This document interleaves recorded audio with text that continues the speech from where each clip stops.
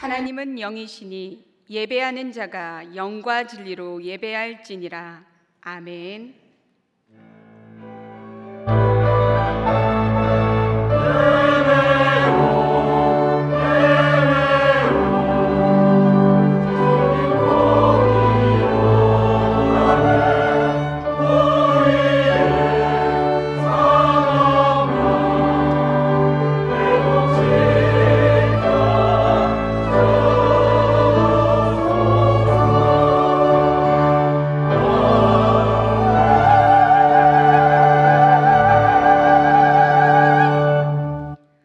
거룩하신 하나님 아버지, 예수님께서 이 땅에 오심을 기다리는 대림절 네 번째 주일입니다. 만세전부터 우리들을 자녀로 택하여 주시고 독생자 예수 그리스도를 보내주사 구원하여 주시며 성령의 충만함으로 매 순간순간의 삶을 인도하여 주시니 감사를 드립니다. 호흡이 있는 자마다 삼위일체 하나님을 찬양하며 영광을 돌리게 하여 주시옵소서. 이 시간 말씀을 전하시는 목사님께 영적 권위를 더하여 주셔서 진리로 충만케 하여 주시고 선포되는 말씀으로 우리 성도님들의 영혼이 소생되게 하여 주시고 한량없는 은혜를 부어주셔서 하늘 소망을 갖게 하여 주시옵소서. 우리 주 예수 그리스도의 이름으로 기도합니다. 아멘. 모두 일어나셔서 찬송가 1장으로 하나님께 찬송하겠습니다.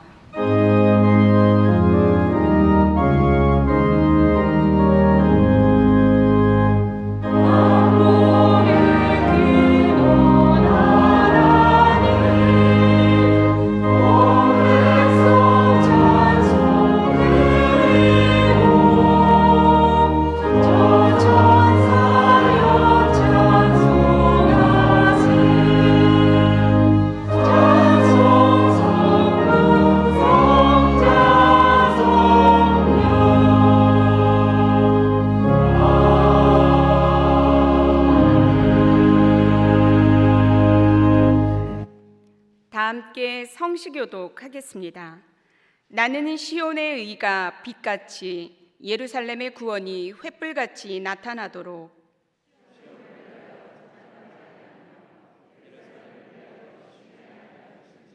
이방 나라들이 내 공의를 뭇 왕이 다 내 영광을 볼 것이요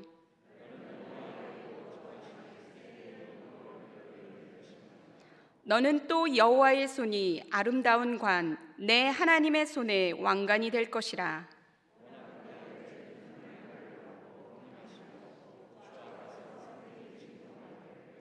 불이 섭을 사르며 불이 물을 끓임갑게 하사 주의 원수들이 주의 이름을 알게 하시며 이방 나라들로 주 앞에서 떨게 하옵소서. 아멘. 사도신경으로 우리의 신앙을 고백하겠습니다. 나는 전능하신 아버지 하나님 천지의 창조주를 믿습니다. 나는 그의 유일하신 아들 우리 주 예수 그리스도를 믿습니다. 그는 성령으로 잉태되어 동정녀 마리아에게서 나시고 본디오 빌라도에게 고난을 받아 십자가에 못 박혀 죽으시고 장사된 지 사흘 만에 죽은 자 가운데서 다시 살아나셨으며 하늘에 오르시어 전능하신 아버지 하나님 우편에 앉아 계시다가 거기로부터 살아있는 자와 죽은 자를 심판하러 오십니다. 나는 성령을 믿으며 거룩한 공교회와 성도의 교제와 죄를 용서받는 것과 몸의 부활과 영생을 믿습니다. 아멘. 찬송가 104장으로 하나님께 찬양드리겠습니다.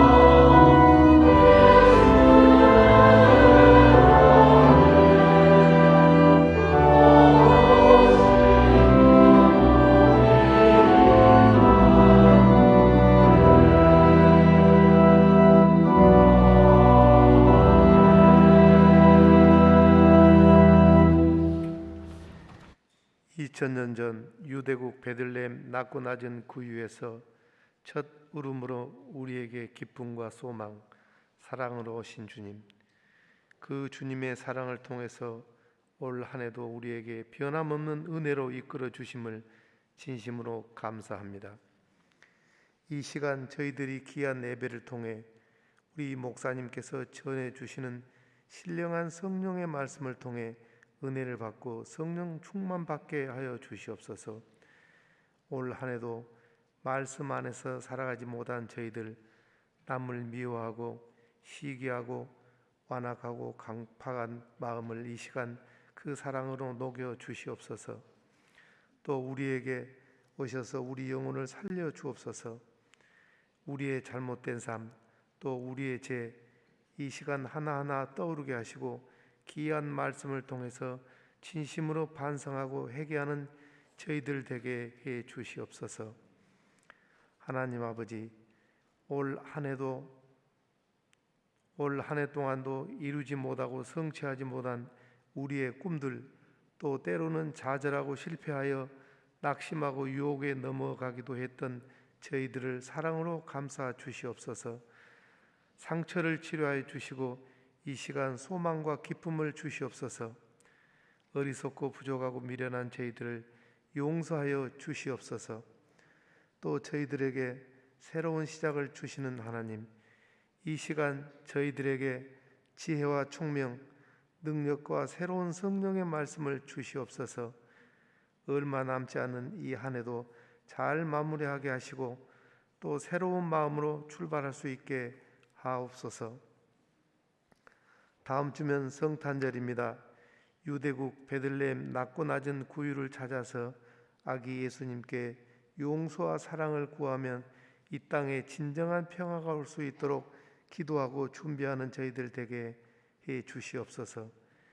예수님이 계시는 곳, 낮고 낮은 곳을 찾아서 경배하는 저희들 되게 하여 주시옵소서.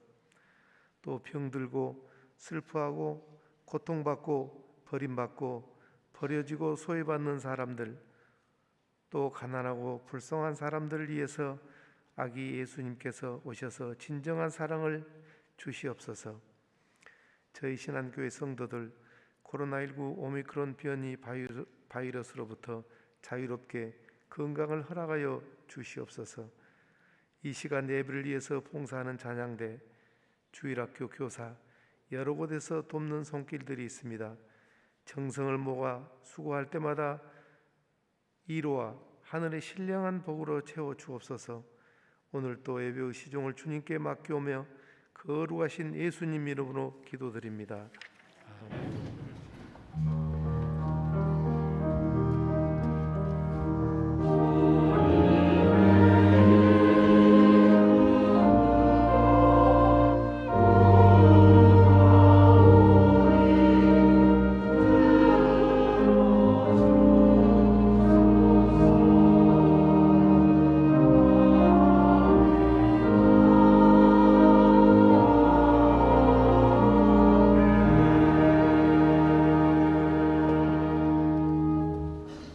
오늘 하나님께서 우리에게 주시는 말씀은 누가복음 2장 1절부터 7절까지의 말씀입니다. 이 말씀은 신약성경 89쪽에 나와 있습니다. 하나님의 말씀을 봉독합니다. 그때에 가이사 아구스토가 영을 내려 천하로 다 호적하라 하였으니 이 호적은 구레뇨가 수리아 총독이 되었을 때에 처음 한 것이라. 모든 사람이 호적하러 각각 고향으로 돌아가매 요셉도 다윗의 집 족속이므로 갈릴리 나사렛 동네에서 유대를 향하여 베들레헴이라 하는 다윗의 동네로 그 약혼한 마리아와 함께 호적하러 올라가니 마리아가 이미 잉태하였더라. 거기 있을 그때에 해산할 날이 차서 첫 아들을 낳아 강보로 싸서 구유에 뉘었으니 이는 여관에 있을 곳이 없음이러라. 아멘. 하나님께서 이 말씀을 통하여 은혜 주시기를 원합니다.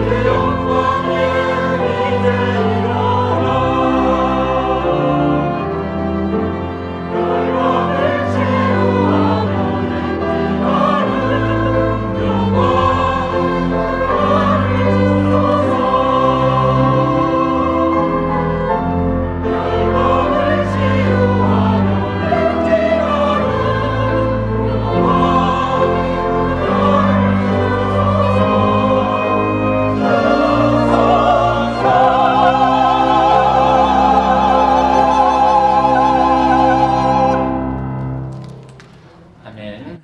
감사합니다. 여러 코로나로 인해서 우리의 일상이 위드 코로나로 잘 회복되는 것 같다가 조금 주춤하고 있습니다.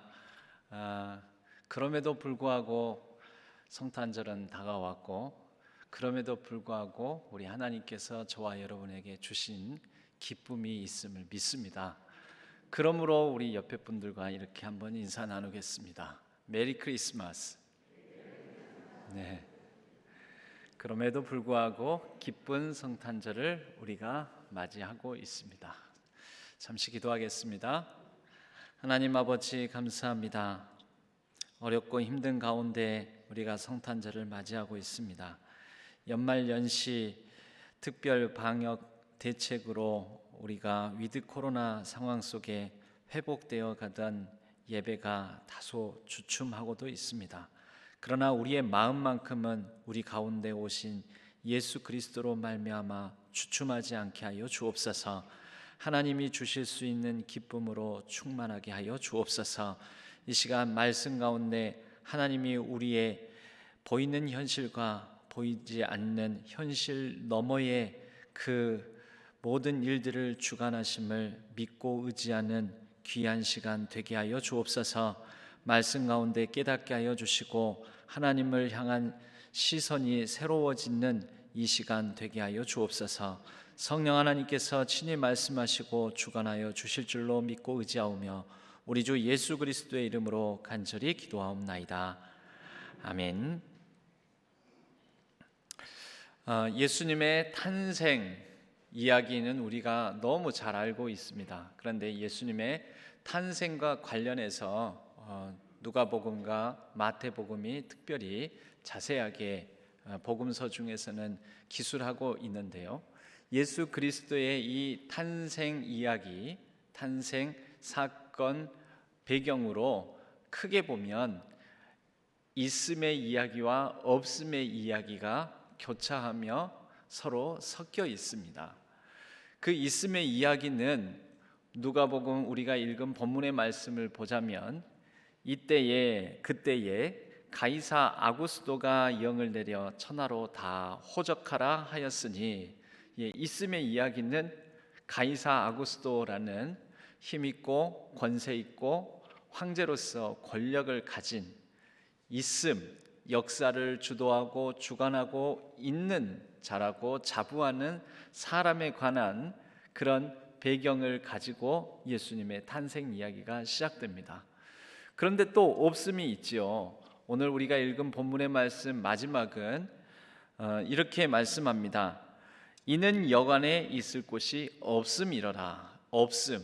예수님의 탄생은 바로 이 없음 속에서 또한 동시에 일어난 것이라는 것입니다. 있음과 없음, 바로 그 예수 탄생, 예수 그리스도의 이 땅에 오심 가운데 얽히고 설켜 있는 있음과 없음의 이야기 속에서 우리의 삶의 있음과 없음이 또한 비슷하게 이어지고 있는 우리의 삶의 현실을 돌아보고 이 가운데 하나님의 위로와 하나님의 교훈을 얻는 시간 되었으면 합니다. 먼저는 있음의 이야기입니다. 여러분, 이 있음의 이야기는 역사를 주도하는 힘있고 그래서 역사의 책에 기록되는 사람들의 이야기입니다.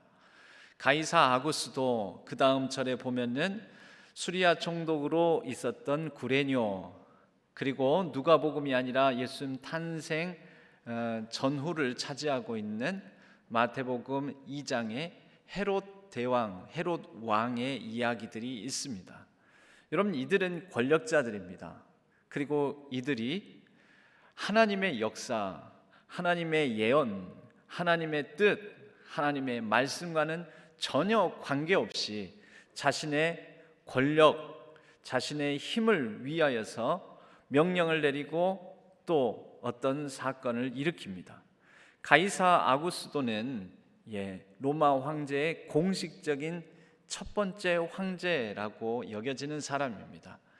율리우스 카이사르라는 사람, 율리우스 카이사르가 그 황제가 세워지는 공식적인 황제가 등극하게 되는 모든 기초를 닦은 사람인데, 율리우스 카이사르에서 이 카이사르라는 말이 발음하기에 따라서 카이사르를 시저라고 발음하기도 하고요.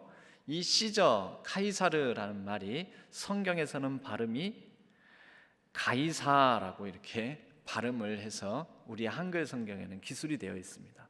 가이사는 카이사르 그 말의 같은 말이고, 이것은 시저라는 말로서 황제권의 기초를 공고히 놓았던 율리우스 카이사르의 카이사르라는 이름이 황제를 뜻하는 시저, 카이사르, 가이사로 보통 명사화가 된 것입니다. 사람 이름을 가리키는 고유 명사가 보통 명사가 된 것이죠.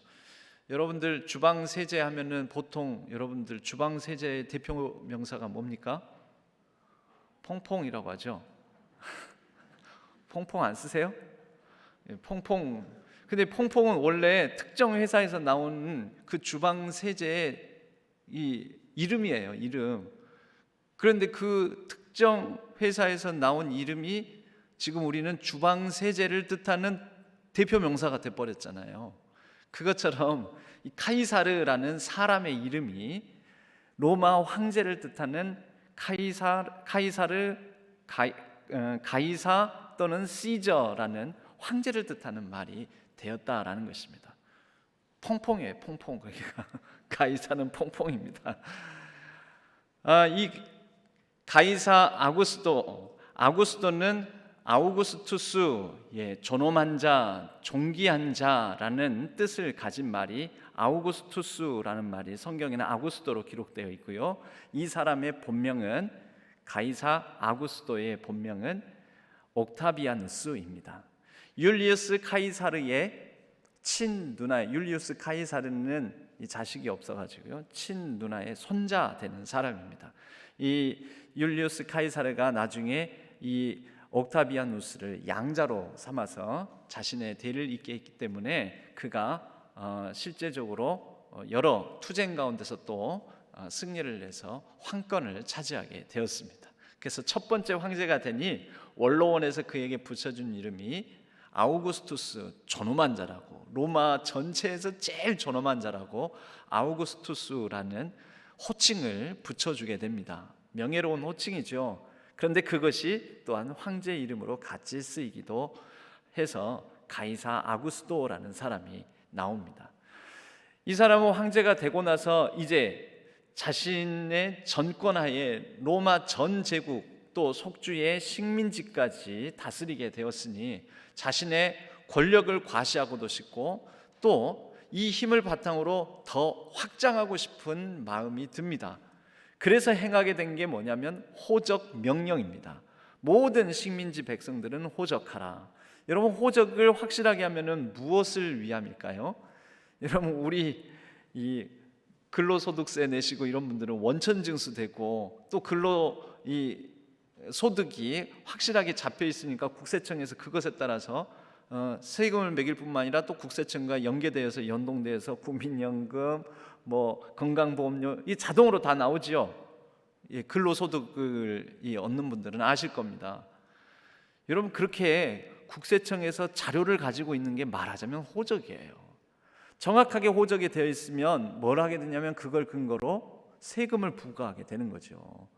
그 사람이 살아있는 사람으로서, 그 땅에 살고 있는 사람으로서, 주민으로서 등록되지 않은데 어떻게 세금을 매기겠습니까? 정확한 세금을 매기고 세수를 확장하기 위한 방법으로 호적 명령 또 인구 조사 이런 것들을 행하게 됩니다. 그래서 세수 확보를 통하여서 자신의 황제의 황권을 더 공고히 하기 위함, 로마를 좀 더 효율적으로 다스리기 위함입니다. 아구스토는 하나님에 관한 생각 전혀 없습니다. 그냥 자신의 권력의 이기적인 욕망을 위해서 호적 명령을 내렸던 것입니다. 여러분, 이것이 있음의 이야기입니다. 힘 있는 사람이 명령을 내리죠. 힘 없는 사람이 명령을 내립니까? 힘 없는 사람은 명령을 받을 뿐이지요. 있음의 이야기, 힘 있고 권세 있고 권력 있고 하나님과는 아무 관계 없이 그냥 자신의 있음을 가지고 역사를 주도한다라는 자신감에서 행하는 이야기가 예수님 탄생의 한 축을 이루는 배경이라는 것입니다. 그런데 이것과 교차하여 없음의 이야기가 있습니다. 힘없고 명령을 내리는 게 아니라 명령을 받아서 행할 수밖에 없고 인생의 주도권을 가질 수 없고 역사를 주도적으로 이끈다라고 여길 수 없는 사람들, 그래서 그냥 그런 큰 흐름, 힘 있는 사람들, 있음의 이야기 속에 편입되어서 부차적으로 순응하여 딸려 살아가는 사람들의 이야기, 그 중에 대표가 누구입니까? 요셉입니다. 요셉. 그러니까 그가 호적하러 가잖아요. 어디로 갑니까? 원래 살던 나사렛에서, 갈릴리 지방에 있는 나사렛에서 150km 정도 떨어져 있는 베들레헴까지 만삭의 아내와 더불어서 가게 됩니다.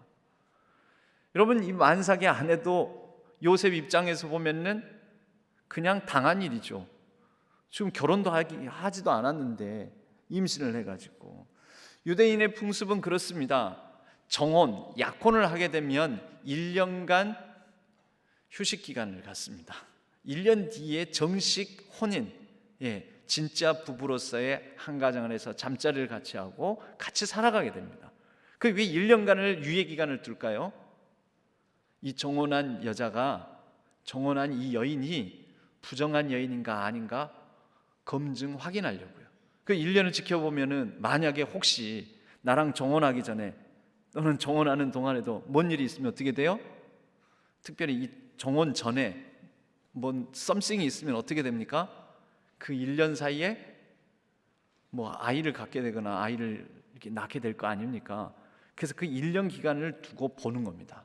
두고 보자. 네가 확실히 나하고 이 약혼, 정혼을 하기 전에 어떤 다른 남자를 만난 적이 있는지 없는지, 그 기간이 확인이 되면 그 다음에 정식 혼인을 하는 것입니다. 그런데 이 마리아가 성령으로 잉태됐다고는 하지만, 요셉에게도 천사가 나타나서 얘기해줬다고는 하지만, 요셉 입장에서 보면은 요셉은 자신의 삶을 주도하고 있지 못하지 않습니까? 없음의 이야기입니다. 없음의 이야기.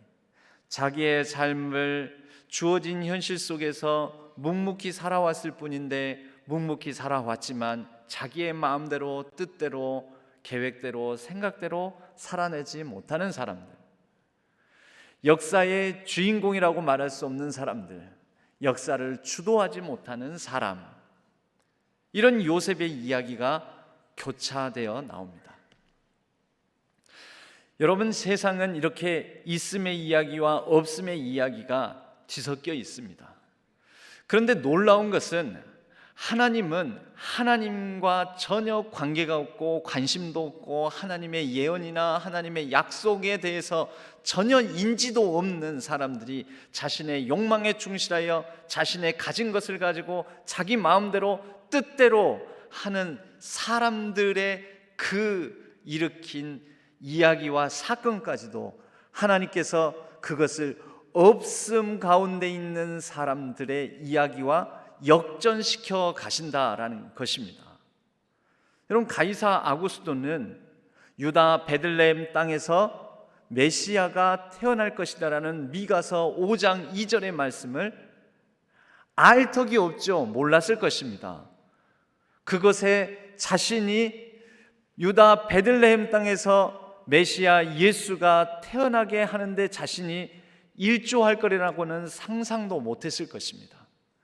그런데 결론적으로 말하자면 가이사 아구스도가 자신의 통치를 위하여 세금을 징수하는 것을 효율적으로 하기 위해서 단행한 이 호적 명령이 유다 베들레헴 땅으로 요셉의 삶의 터전을 옮기게 했고, 그래서 유다 베들레헴 땅에서 미가서 5장 2절에 이미 예언된 말씀을 성취하게 했습니다. 알았을까요? 가이사 아구스도가 알았을까요? 상상이나 했을까요? 그는 자신이 온 로마 제국의 역사를 주도한다라고 생각을 했겠죠. 그러나 그도 전혀 알지 못하는 가운데 그가 가진 황제의 권한을 가지고 자신도 모르는 사이에 이 세상의 만왕의 왕이자 메시아로 오신 예수 그리스도의 탄생 예언을 성취하는 데 일조하게 되었다라는 것입니다.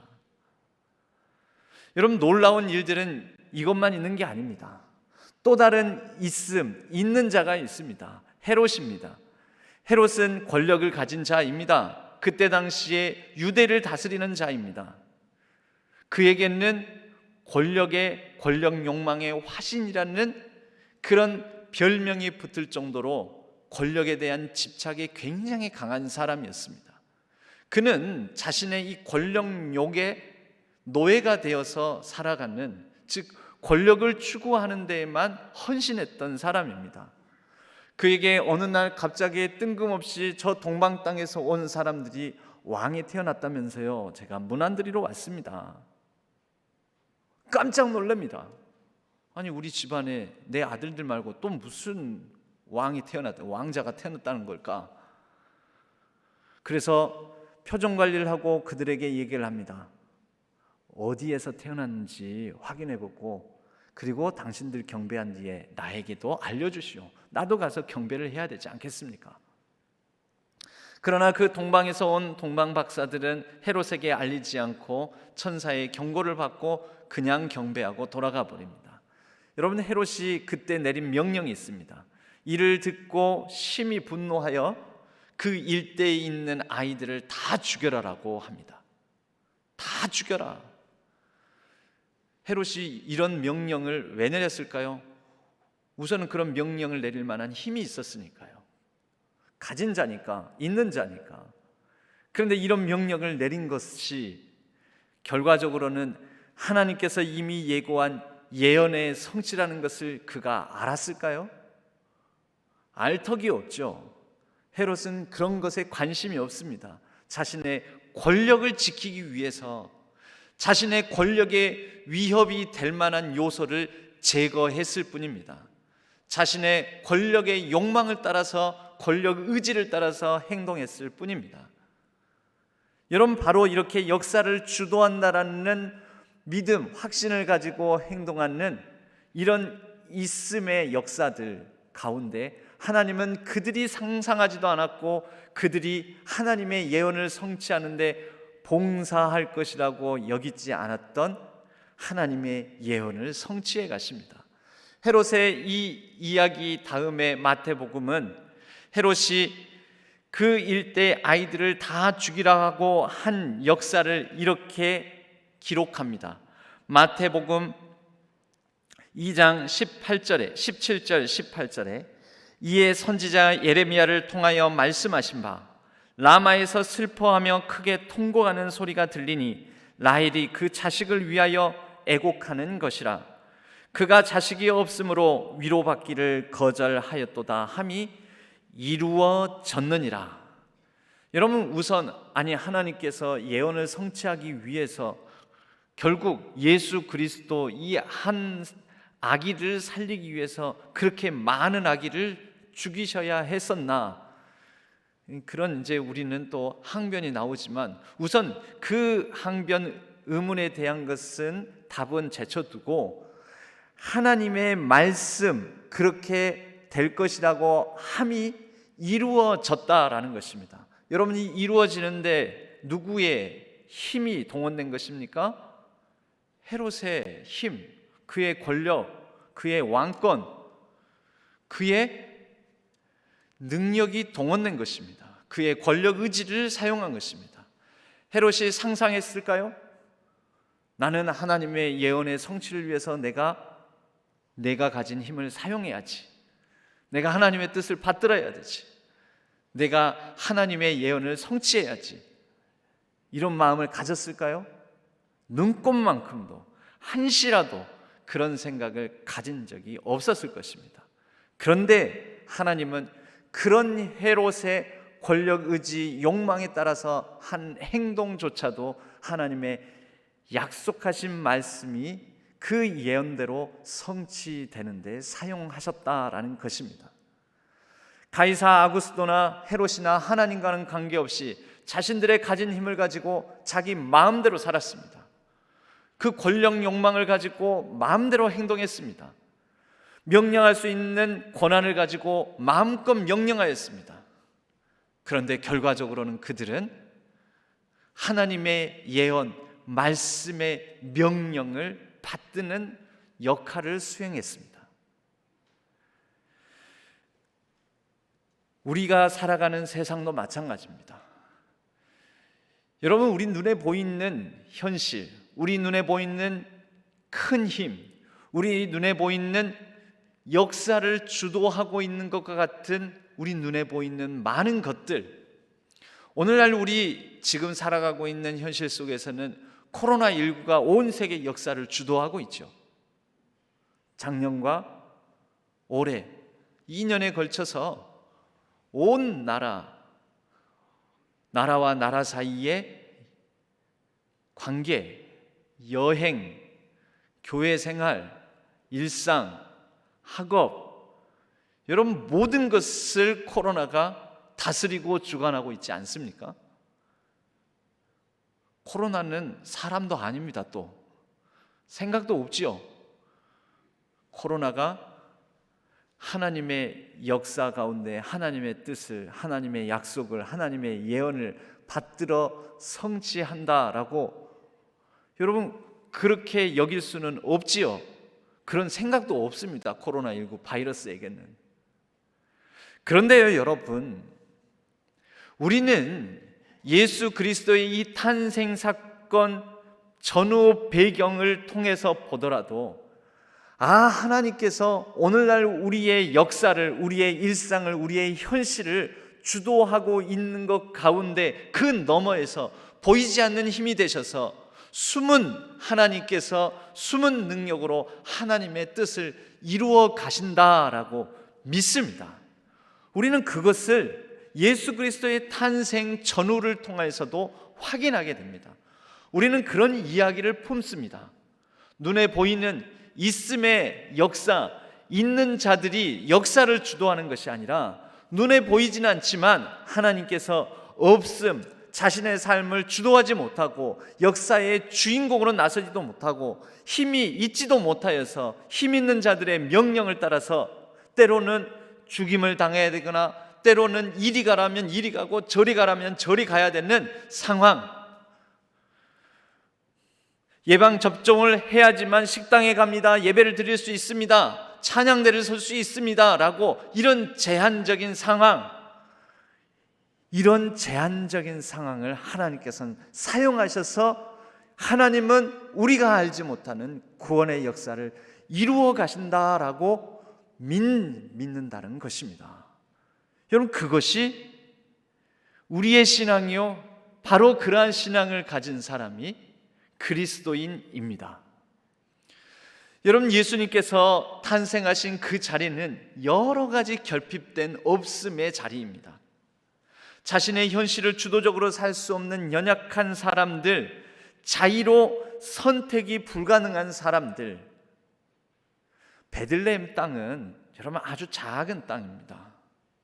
작은 땅이지만 다윗의 도시, 다윗의 동네라고 불려지는 별칭이 붙은 곳이기도 합니다. 그런데 이 베들레헴 땅은 예루살렘에서 걸어서 1시간 거리, 걸어서 1시간 거리니까 가까운 거죠. 여러분, 보통 사람이 걸어서 그냥 보통 걸음 막 빨리 경보로 걷지 않고 속보로 걷지 않고 그냥 이 보통 걸음으로 가게 되면 한 1시간에 한 4-5km 정도 간다라고 얘기를 합니다. 그러니까 베들레헴에서 예루살렘까지 4-5km면 가깝지요. 되게 먼 거리 아니죠. 예루살렘의 배후 도시입니다. 배후 도시. 예루살렘은 성전이 있습니다. 예루살렘 성전에서는 많은 양의 제물로 바쳐질 양이 필요합니다. 그 양을 목축하는 배후 도시가 베들레헴입니다. 그리고 그 목축하는 양을 위하여서 여러 양을 먹이를 그런 먹이들, 건초더미나 이 풀들, 이런 것들을 또한 이 조달해야 되는 곳이 베들레헴이기도 했습니다. 그러니까 베들레헴에 살아가는 사람들은 목자이거나 또는 농부들입니다. 베들레헴의 집들은 전형적으로 그러한 목자들과 농부들의 가옥들로 이루어져 있습니다.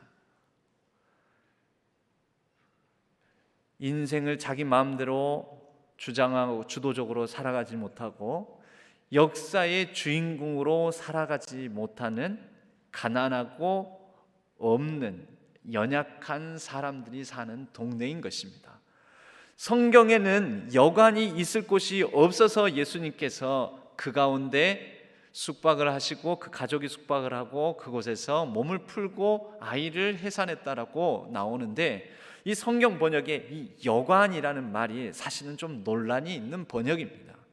이 여관이라는 뜻을 가진 헬라어 단어가 사실은 손님들을 맞이할 객실, 각 집마다 뭐 그래도 안방이 있고 또 뭐 자녀들 우리 공부하는 공부방이 있고, 그리고 또 방 하나 정도는 혹시 이게 부모님들이 어머니 아버지들이 사는 곳에는 자식들이 오면은 잘방으로 하나 또 비워두고 좀 이렇게 해놓은 곳 있지 않습니까?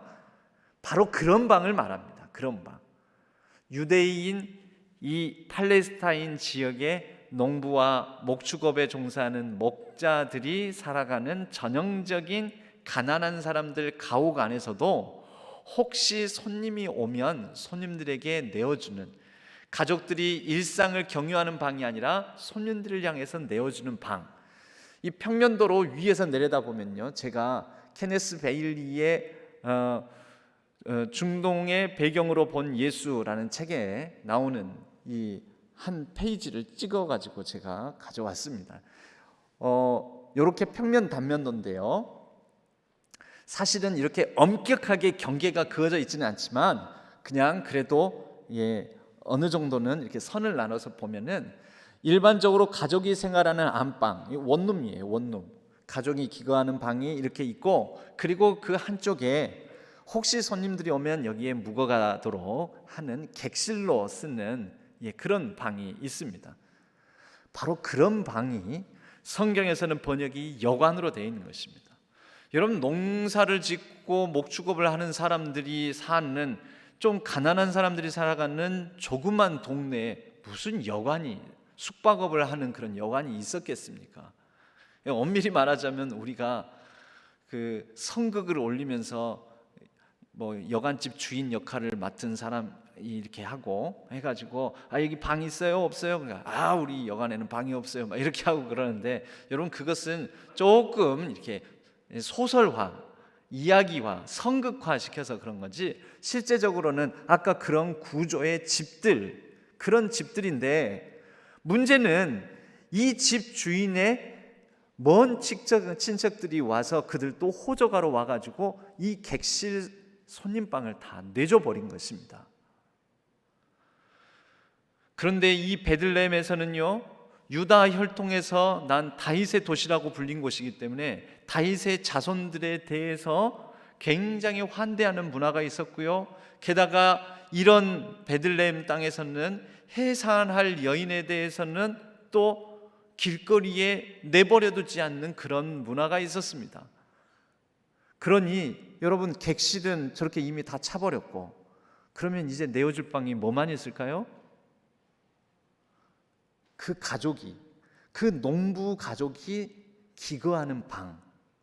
여러분, 사실은 농부가 기거하는 그 방을 내줬다라는 것이 많은 학자들이 연구하기에는 이 방으로 보는 것이 합당하다라는 것이죠. 한 번 더 다시 볼까요?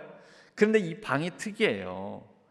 이 가족들이 기거하는 방에, 가난한 집에서는요, 그 가난한 집 안에는 가축을 밤에 이슬을 맞게끔 밖에다 내어놓지 않고 일교차가 크기 때문에 그 집 안으로 들입니다.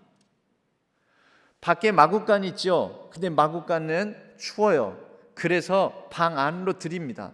방 안으로 들일 때 저기에 경계선이 있지만 집 안으로 들일 때 경계선이 확실한 벽이 쳐진 곳이 아니고 마구간 자리는 한 단이 낮습니다.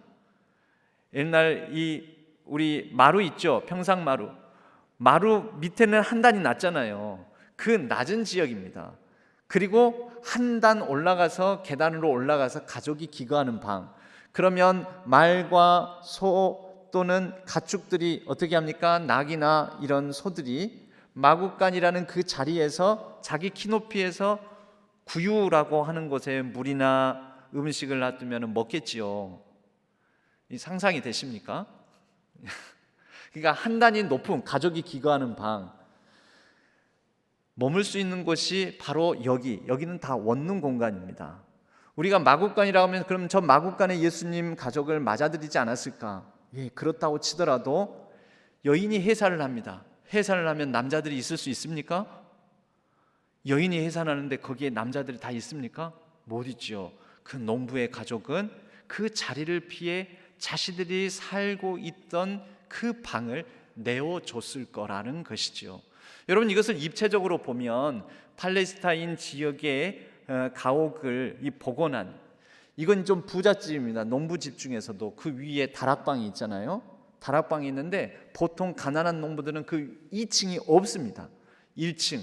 그러니까 이 밖에 마구간이라 여겨지는 마당처럼 생긴 곳이 있지요. 그곳이 있고 저렇게 우리 같은 데가 있고, 그런데 벽이 막 쳐져 있지 않습니다. 어느 공간을 내어준 거냐면은 이 1층 공간 전체를 내어줬다라고 봐야 되는 거죠. 잘 사는 사람이 아닙니다. 못 사는 사람입니다. 없는 사람입니다. 없는 사람들이 자신들의 공간을 내어주며, 그러나 성경에서도 자세하게 기록되어 있지 않죠. 자기의 삶을 주도하는 사람들이 아닙니다. 역사의 주인공이라고 여겨질 만한 사람들이 아닙니다. 그러나 그들을 하나님께서 사용하셔서 역사의 주인공이 되리라고, 이 땅의 만왕의 왕 메시아 예수 그리스도로 이 땅에 오시는 그분을 맞아들일 거라고 상상도 생각지도 않은 사람들, 그들을 하나님께서 사용하셔서 하나님의 구원의 놀라운 역사 성취를 이루어 가셨다라는 것입니다. 여러분, 예수님의 탄생 전후에서 보면은 있는 자들의 있음의 이야기가 있고 없는 자들의 없음의 이야기가 있습니다. 삶을 주도하는 자들의 이야기가 있고 주도하지 못하는 자들의 이야기가 있습니다. 그러나 이 모든 이야기 뒤편에 뒷이야기를 주장하시는 분이 있습니다. 그분이 하나님이십니다. 그리하여 하나님께서는 심지어 헤롯의 눈을 피하여 피신을 가셨던 예수님에 대해서도 마태복음 2장에서는 그 애굽 땅으로 피신 가셔서 애굽 땅에서 그 아들이 나올 것이다, 출애굽을 연상케 하는 이 예언이 성취될 것이라는 그 예언이 헤롯으로 말미암아 성취되었다고 얘기를 합니다. 그리고 그렇게 헤롯으로 말미암아 피신 갔다가 돌아와서 나사렛에 머물게 되었을 때, 마태복음에서는 다시 나사렛이란 동네에 가서 사니 선지자로 하신 말씀에 나사렛 사람이라 칭하리라 하심을 이루려 함이니라 라고 말씀합니다. 여러분, 이 모든 일들이 주도적으로 요셉이 한 것도 아니요, 또 헤롯이 하나님의 약속 예언을 성취하기 위해서 한 행동도 아닙니다. 그러나 결과적으로는 하나님의 모든 구약의 메시아 예언들이, 있음과 없음의 이야기들이 버무려져서 합력해서 얽히고 설켜서 하나님의 약속된 말씀을 다 성취하고 이루게 되었습니다.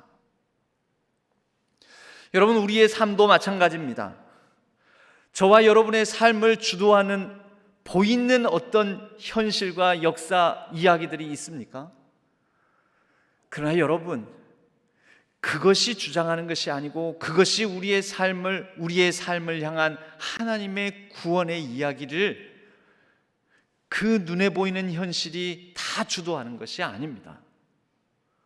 하나님께서 역사의 있음과 역사에 없는 자들의 없음의 이야기들을 사용하셔서 하나님께서 다스리시고 하나님의 구원의 사역을 지금도 오늘도 이루어 가고 있습니다.